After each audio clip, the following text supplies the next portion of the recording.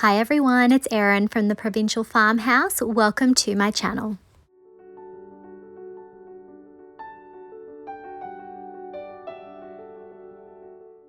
In today's video, I'm going to show you how you can create some elegant pumpkins using IOD molds.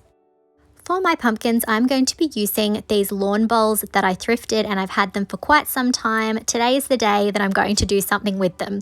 My first step is to add 2 coats of Dixie Belle's Sea Spray mixed with chocolate chalk mineral paint. Sea Spray is a texture additive. It thickens up your paint and you can get some wonderful texture with it. Once that's dry, I'm going to be using IOD's Juliet mold. I'm going to dust this really well with some cornstarch. This is quite an intricate design. The cornstarch is going to help my clay to release. I'm going to start by adding some clay to the mold. You can see I'm sort of pressing it out into a sort of longer shape and then pressing it down into the molds. Now, ordinarily you wouldn't want to piece your clay together, but this mold is so big and it's a continuous pattern that you really just have to do it in sections. So you can see I'm pushing it in and then I'm using my thumbs to press the clay outward. That micro rim is really helping me to get a nice edge, and I'm just going to take my time until I have filled the entire design with clay. Once I've done that, I'm going to flex the mold. This is going to help the mold to release the clay, and once I think that it's ready, I'm going to very carefully turn it over. And I'm going to be using gravity to help me get my casting out. You can see I'm bending the mold back and I'm working slowly. It doesn't matter if I have a few bits break off, but you can see it actually came out really well. This is such a beautiful design. I'm next going to coat the surface of my little lawn bowl there with some strong wood glue. I'm coating the surface of my pumpkin base there because it's a lot easier than trying to add glue to all of those other intricate little parts of my castings. I'm then going to start positioning the Juliet mold onto my little lawn bowl there, and the good thing about clay is while that it's still wet, you can bend and manipulate it to pretty much any surface. You don't want to wait until your mold is dry because then it will crack and break. So you can see I did reposition a little piece there, and now I'm just pressing it down and working out what the best composition is. This mold is really forgiving. You really can piece it together in a variety of ways. So I'm going to keep going until I have covered the top half of my pumpkin shape there. Obviously, I do not want any on the bottom because it would just end up getting crushed. Lawn bowls are actually pretty heavy, so this could even work as a paperweight really.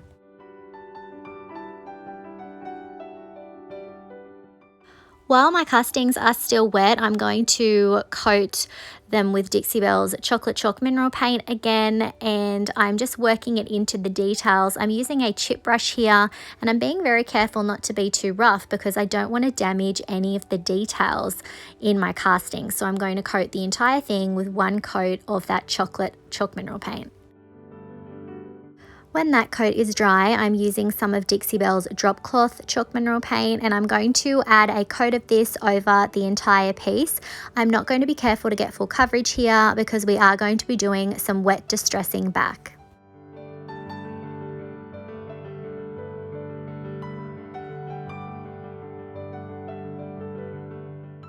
When my paint was almost completely dry, I took a wet wipe and now I'm gently rubbing over the top of the details of my castings. I want to bring back some of that brown. I'm going for a very weathered look here. It sort of reminded me of an old cast iron look where the paint has been chipped away over the years. So I'm going to very carefully continue to distress this back. It's going to be pretty random. I even used a mister a few times to help that paint to move a little bit. Chalk paint is a little bit trickier to wet distress back, but overall this was the look that I was going for. Next, I need to create my little pumpkin stalk. I'm rolling out some of Jovi's air dry clay, and I'm just working out the sizing here, how long I want the stalk to be. You can see that the base, I'm sort of fanning that out a little bit to where it will attach to the pumpkin itself. Once I have the shape I want, I just took a little spatula, and you can see I'm just putting some little lines in that clay. Again, this is just trying to add to the realism. Once it had been setting for about an hour, I came in with some of Dixie Belle's chocolate chalk mineral paint, and I painted over the top of the stalk. It had held its form pretty well by this point, but obviously it wasn't completely dry just yet. When the chocolate paint was dry, I used some of Dixie Belle's whitewash glaze. I'm almost dry brushing it on just to highlight some of those details. I then used a strong wood glue. I added some glue to the bottom of our little pumpkin stalk there and onto my pumpkin itself. And then I very carefully pressed it down. You can see that I had some glue coming out the sides. I'm just going to use a wet wipe to tidy that up. And here's our first finished pumpkin. I love how this turned out. That Juliet mold is so beautiful, and I really feel like it was perfect for this project. Let me know what you think of this in the comments.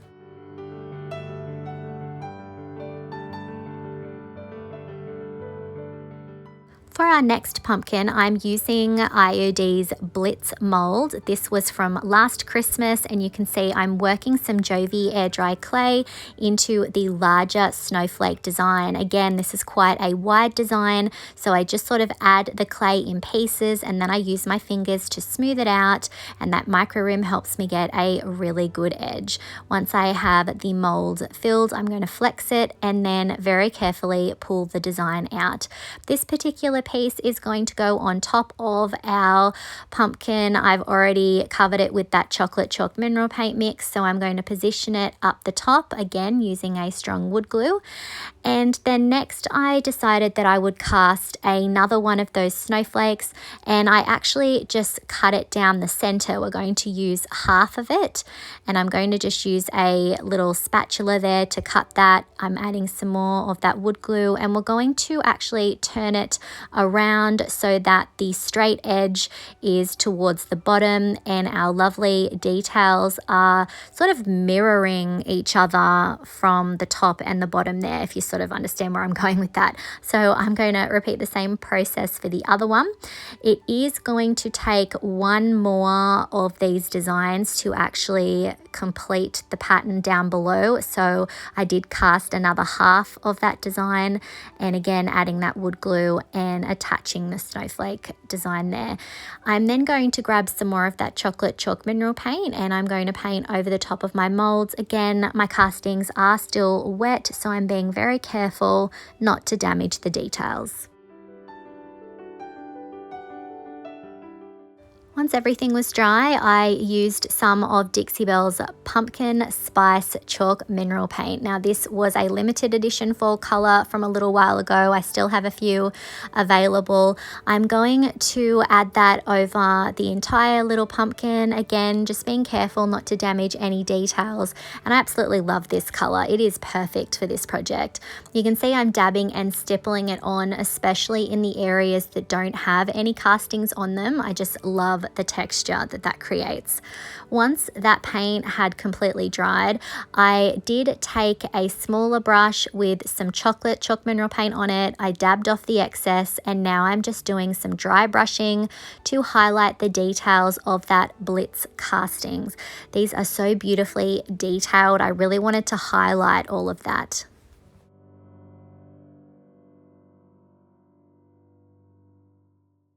When my paint was dry, I took some of Dixie Belle's Gloss Clear Coat and I sealed the entire piece.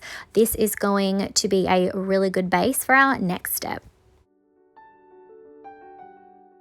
Once the clear coat was dry, I took some of Dixie Belle's whitewash glaze and I'm adding it and working it into the details of that casting. The snowflake mold, as we said, just has so many beautiful details, and I'm using a mister to help that whitewash get into those details, and then I'm using a wet wipe to wipe back some of the excess. I'm going to be repeating the same process all over our little pumpkin, just adding that whitewash down and then using the wet wipe to wipe back some of the excess. It actually ended up looking a little bit like old terracotta, which I actually really liked. I felt like it was a really cool look. Just a reminder that you can find a full product list in the description below, and most of these products on our website, theprovincialfarmhouse.com.au.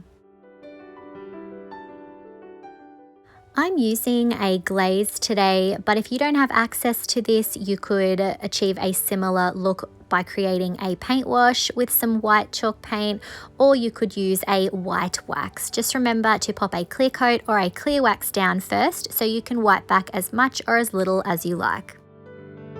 To finish this pumpkin off, I'm going to attach another one of the little stalks that we created by using a strong wood glue. Now with this one, when I pressed it down, I did get a little bit of cracking in the clay, but I actually really like the effect that created. It actually made it look a little bit more realistic with that white sort of peeking through. It looked a little bit dried out. And here's our second pumpkin.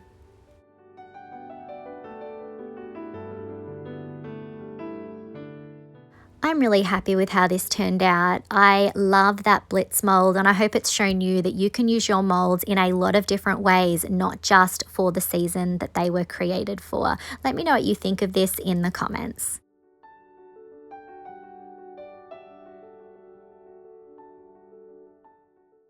For our third pumpkin, I'm going to be using the Classic Elements mold. I've already dusted it with cornstarch, and now I'm going to work my Jovi air dry clay.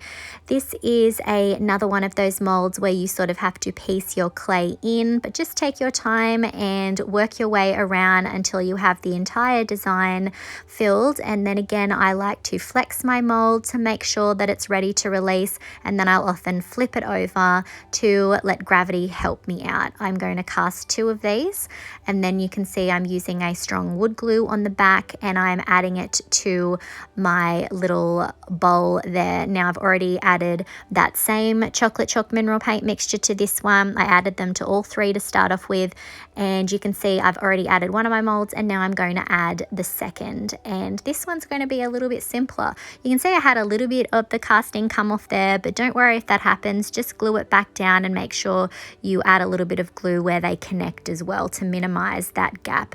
Next, I'm going to come in with some more of that chocolate chalk mineral paint sea spray mixture, and I'm going to add it over the top of my fresh castings. Again, just be careful not to damage the details. When that coat was dry, I came in with some of Dixie Belle's Juniper limited edition fall color, and I am dabbing and stippling on that beautiful green tone into all of those details. I really feel like this is a perfect color if you are decorating for fall or for Halloween. Once that was dry, I sealed the entire piece with some of Dixie Belle's Gloss Clear Coat. When the clear coat was dry, I came in with some more of that whitewash glaze. So again, I'm going to work that glaze into all of the details, and then I'm going to use a wet wipe to wipe back the excess. Having that gloss clear coat will give me the freedom to wipe back as much as I want, or I could come in and I could do some layering of that product.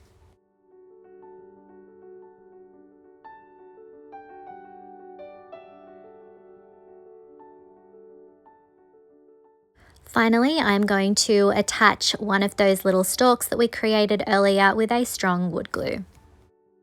To seal each of the pumpkins in today's video, I used some of Dixie Belle's Easy Peasy spray wax.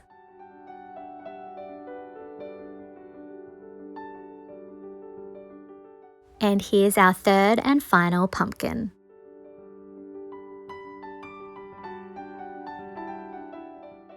I love how this turned out. I absolutely adore the Classic Elements mold, and it goes beautifully with that lovely green. Let me know what you think of this in the comments.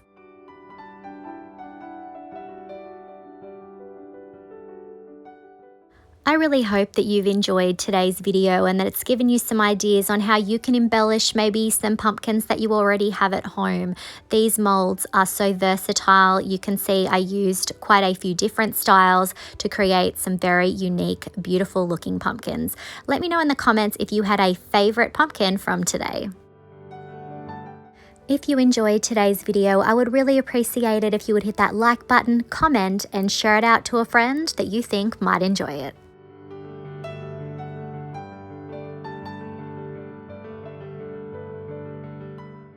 If you haven't already, I would love it if you would hit that subscribe button and the notification bell so that you don't miss out on any of our videos. You can find the products used today on our website, theprovincialfarmhouse.com.au.